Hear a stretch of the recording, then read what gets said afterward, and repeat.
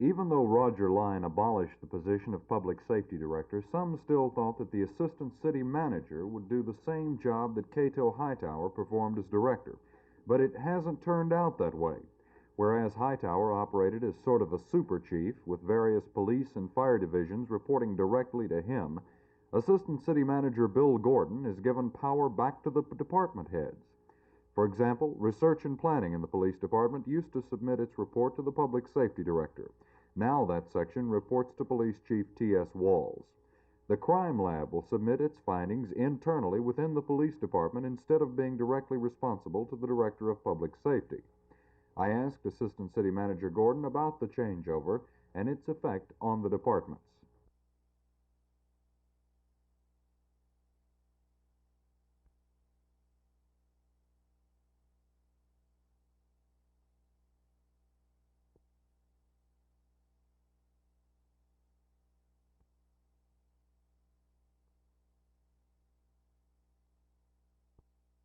Bob, do you feel that the trade that complicated and involved so many players the other day enhanced the possibility you might sign with Dallas, or perhaps decreased the possibility?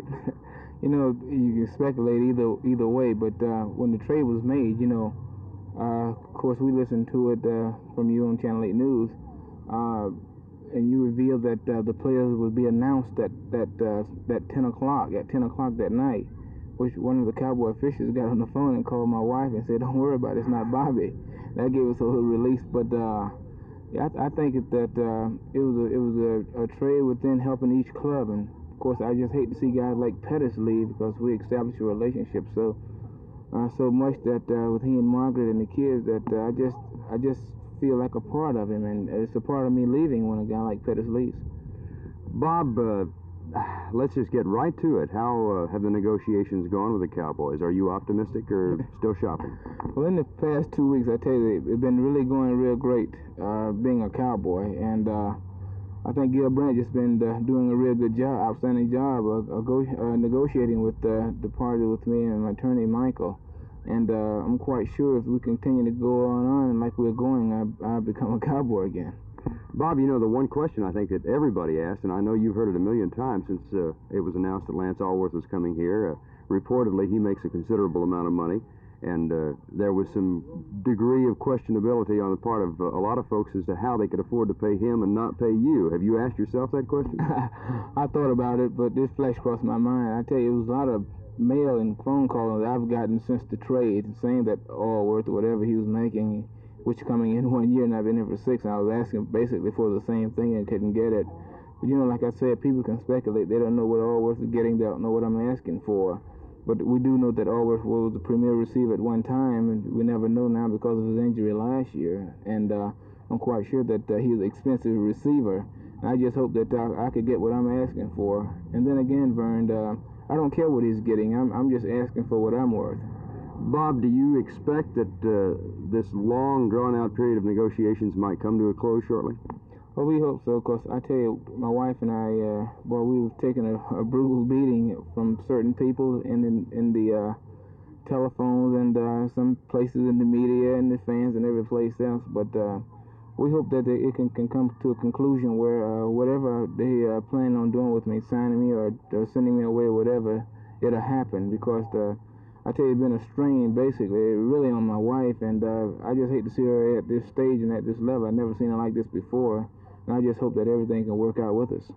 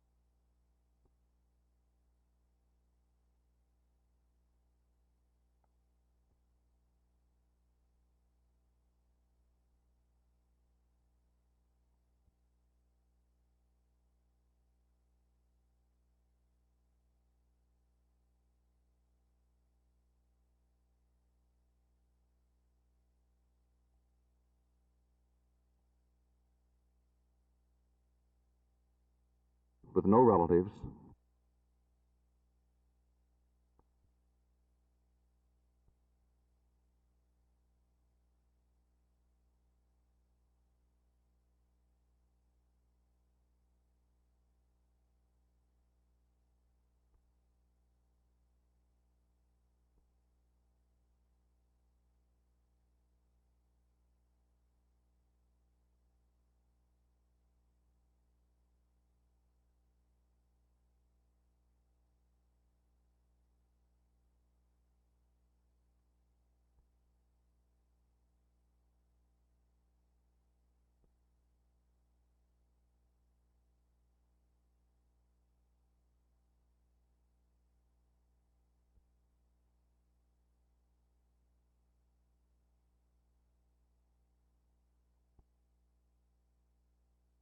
The fire department is not really affected by the change since most operations were already under the direct control of Fire Chief Bob Himes.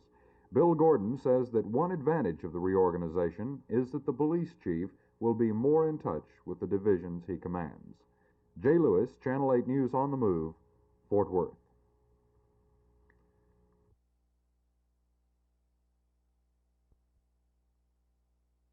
The demand for city services has expanded so much in the last few years that city offices have burst out of the City Hall in the 2000 block of Commerce Street and now are scattered in 14 different buildings in the downtown area alone. But because the city only owns 8 of those 14 locations, that demand for services is costing taxpayers an estimated $500,000 every year in rent alone. If that rent were taken off the budget, it would remove a cent from the property tax rate at a time when Dallasites are arguing over whether or not to build a new city hall. Furthermore, if the city could get all its services together in one building, it could sell the city hall, the police building, and the old central fire station. That would bring in another $3 million, enough to cut into the budget overage for the proposed new city hall. But what the city staff is even more interested in is how the scattering of city services affects their jobs. One staff member who, for obvious reasons, refused to be identified, told me a taxpayer looking for help from the city could get lost just trying to find his way to the right building. In fact, such places as the Department of Planning and Urban Development, located in the building at 500 South Irvay, has such conditions as storage space in the hallways, typewriters in the halls, and 24-inch wide entrances to offices. Partitions in the planning department are thrown together often from leftover pieces of sheetrock, propped and nailed up any way that will isolate an office. Conditions aren't much better in the building the police department rents at 210 South Harwood Street.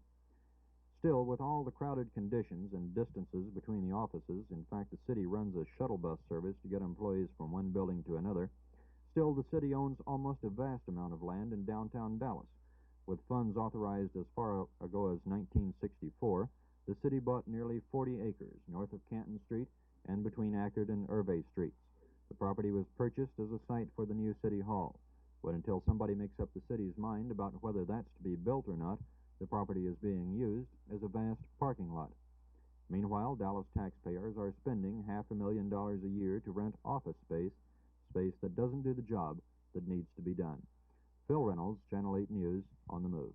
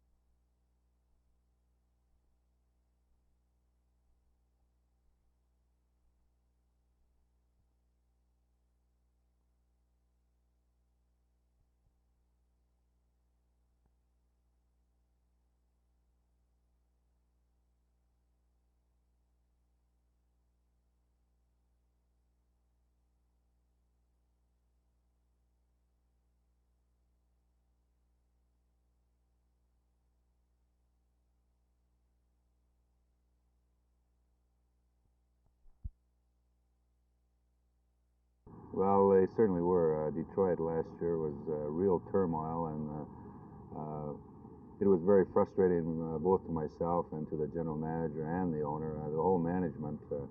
We have just come off some meetings in Florida, and we feel that we got everybody working together now. We can turn things around and put Detroit back where it should be as one of the powerhouses in the National League. So in other words, next year you're looking for a lot better showing than last year. Well, we certainly are. We've made, I think, some real good trades. We have some young players, and I think that if I have a chance to work a month at training camp with them, that we will come up with a real strong club.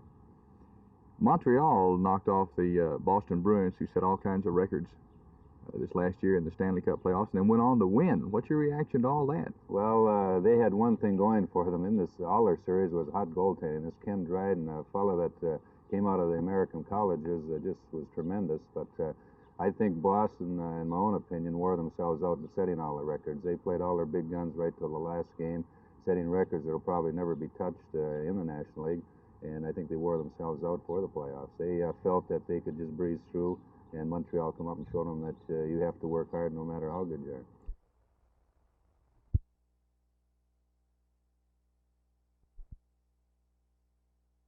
This is an active termite tunnel. What do you mean by active? The termites are living in it. You can see the termites in the back and the sides and both ends as they go through this tunnel. Well, This tunnel stands like this normally. Right. This is up against. Okay. Now the tunnel you told me a while ago acts sort of as an air conditioning, heating, a living duct for the. Why? Well, you take a termite and put him out in the sunlight right now, he would die within 15 minutes. He has to have this protection. Mm-hmm. He lives within this tunnel. He can raise, in the wintertime, as they work 12 months of the year, in the wintertime he can raise the heat in the tunnel. Summertime they can cool it down. But they all live in these tunnels and they can't live outside. Right. Well, then, what exactly are you looking for as an entomologist, Clayton? I'm out here looking for the queen. Now, They called me. Pardon? Why is it so rare? Well, I just don't. You don't find many queens. I've only found I've even seen 5 or 6 queens and only found one myself. Clayton, this is a major discovery because now we have found a tunnel here that's this size. How rare is this? Oh, you'll find maybe, it depends how many homes you inspect, but you'll find maybe 1 or 2 a year. And never this many. See, on this particular house, there are tunnels this size in about 4 places. Mm-hmm. We may generally just find 1. This house had 4 of them. But what is this an indication of to you as an entomologist? Which means there had a lot of termites in this house.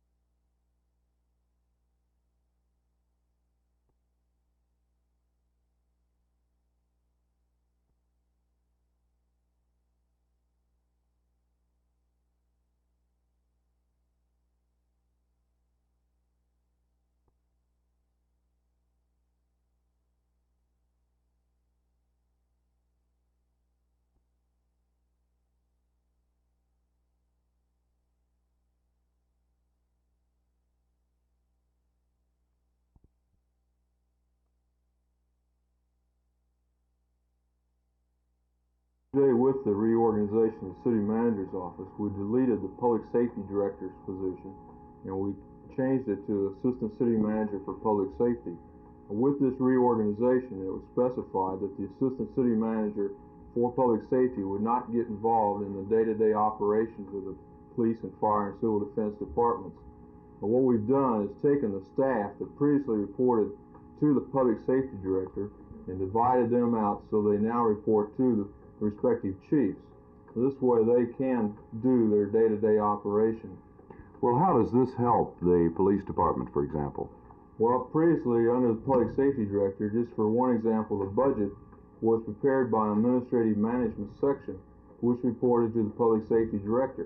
the police chief and the fire chiefs were not that involved in preparation of their budgets and administering their budgets. Now they will be responsible for their budgets and preparation and administering it.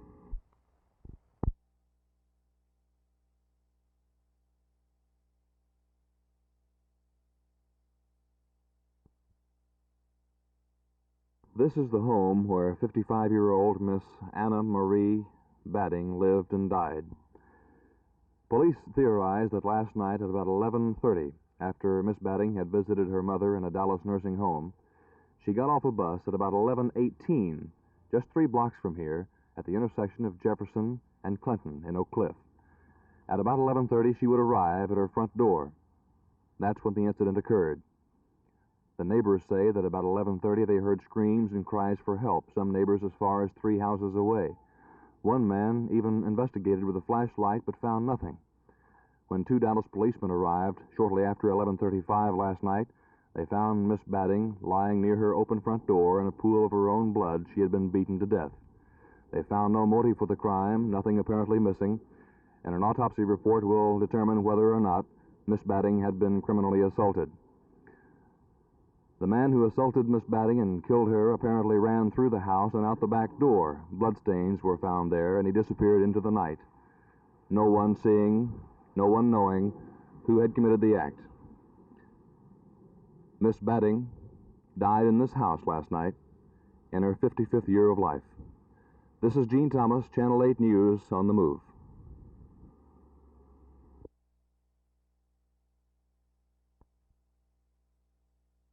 We're showing no pictures of the house, telling you the name of the people who own it.